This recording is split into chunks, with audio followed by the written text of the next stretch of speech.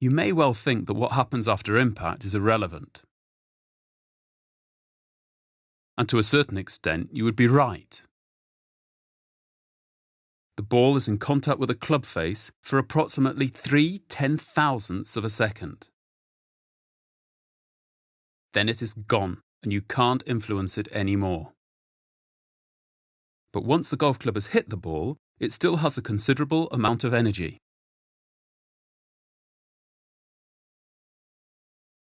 Like a child's swing, the club will try to swing down, out and up,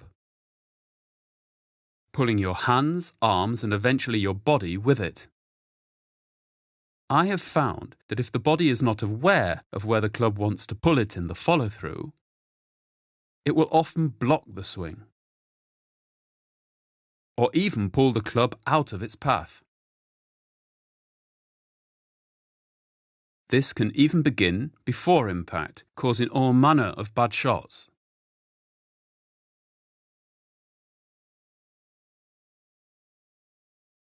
So we are going to have to show the body exactly what should happen after impact. The lowest point in the swing is in the most cases after the ball, opposite your wrists and inner left thigh, because of the forces working on arms, hands and club. The arms will be stretched away from you, causing the club to actually enter the ground after the ball, creating a divot. The club will then leave the ground and start moving up, pulling the arms after it.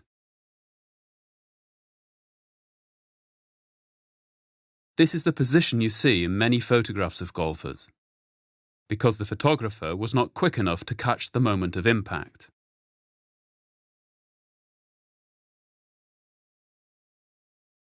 From in front of me, you can see that my arms have been pulled out towards the target. From the side, you can see they have been pulled away from the body. This causes a problem from the perspective of the player.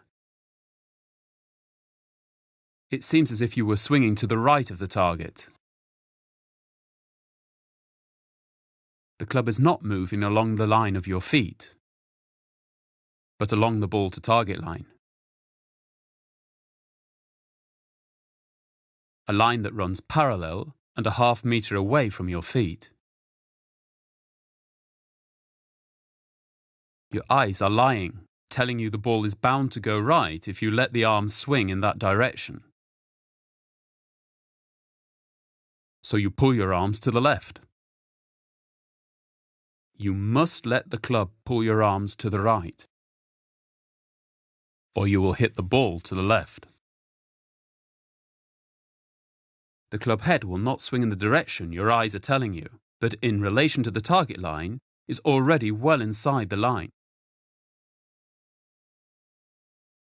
on its way up and over your left shoulder. It is very difficult to imagine the club path based on information you have from still pictures shot from the wrong angle. The consequence being, we have to teach ourselves where the hands, arms and body will move after the impact, so that they will not fight the club. Take your address position without a club. Place your left wrist on top of your right wrist. Push down towards the ball with your right arm, hip and knee. They should only move about 5 centimeters, while your weight should move over your left leg, causing it to straighten. This position is the bottom of your swing. After impact, where the club head is in the end of the divot. Lift up your right arm vertically. Let your left arm bend.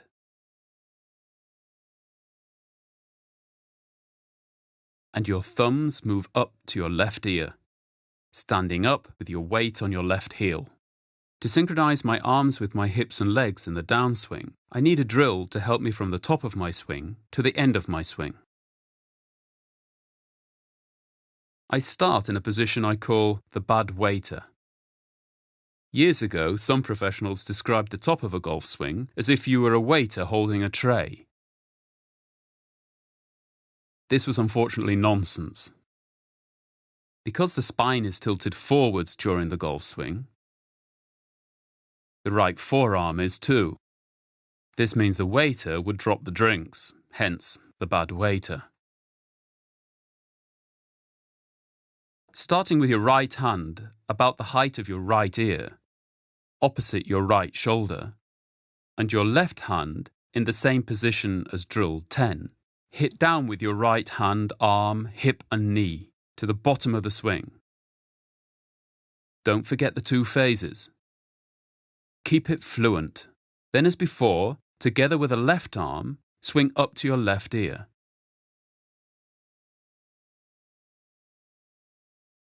When you start the downswing, your wrists must be free.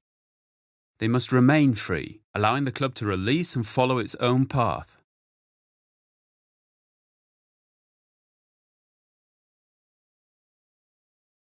Despite this, the club will not release too early, as the hands are moving faster than the club at the beginning of the downswing. It is a matter of trust, trusting the club to do its job without your help. Here you have nothing to worry about. In truth, the club's not free at all. It is captured and controlled by the laws of physics. Your transition applies a linear force on the golf club, demanding that it swings in its own natural extension. If you didn't lose the path in the transition, you won't lose it now.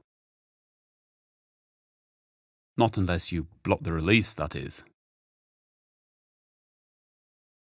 Letting the wrist hinge again after impact lets the swing flow to its natural conclusion. From the bad waiter position in the last drill, place the thumb of your left hand between the balls of your right hand. Hit down to the bottom of the swing with both hands. Let them open up like a butterfly next to your left ear.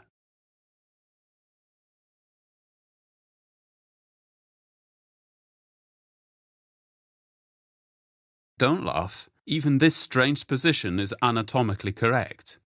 A closer analysis of the hands at the end of the swing shows that the backs of the hands create the V of the butterfly. Teaching your body, arms and hands to feel the swing and trust it is a key to success.